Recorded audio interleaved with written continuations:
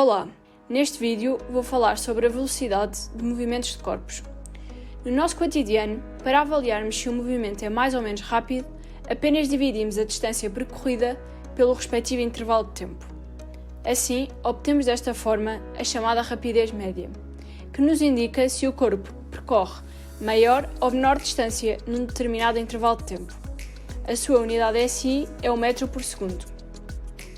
Muitas vezes, cometemos o erro de chamar, em linguagem comum, velocidade média à rapidez média. No entanto, de uma forma rigorosa, a velocidade média é uma grandeza vetorial e não escalar, como a rapidez média.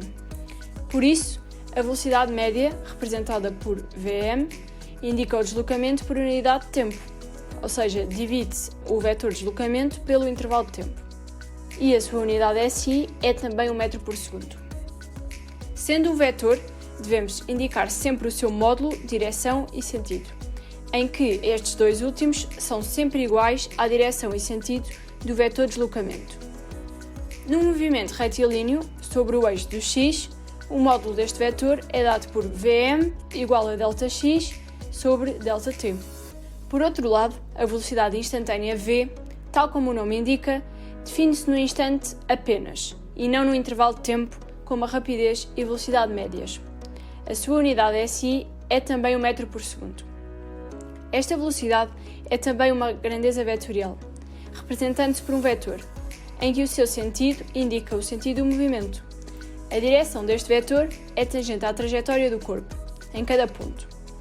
O módulo da velocidade, um valor sempre positivo, indica-nos a rapidez com que o corpo muda de posição. E por isso, de acordo com a variação deste módulo, existem três tipos de movimento. Primeiro, o movimento uniforme, em que o módulo da velocidade é constante. Em seguida, o movimento acelerado, se o módulo é crescente. E por último, o movimento retardado, no qual o módulo é decrescente. Por exemplo, se o movimento for retilíneo uniforme, a velocidade é constante em módulo, direção e sentido, e por isso esta velocidade é igual à velocidade média.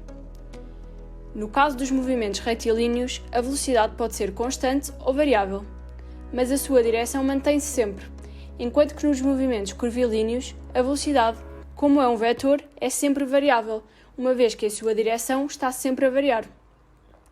Isto pode ver-se nestes dois exemplos que se seguem, em que o da esquerda representa o movimento retilíneo e por isso a direção da velocidade é constante, enquanto que o da direita mostra o movimento curvilíneo em que se pode ver a variação da direção da velocidade, bem como o facto de esta ser tangente à trajetória em cada ponto. Podemos também recorrer à componente escalar da velocidade v, que no caso de um movimento retilíneo sobre o eixo do x, se representa por Vx, para conhecermos o sentido do movimento. Isto é, se Vx tiver um valor positivo, a velocidade aponta no sentido positivo. Se Vx tiver um valor negativo, a velocidade aponta no sentido negativo.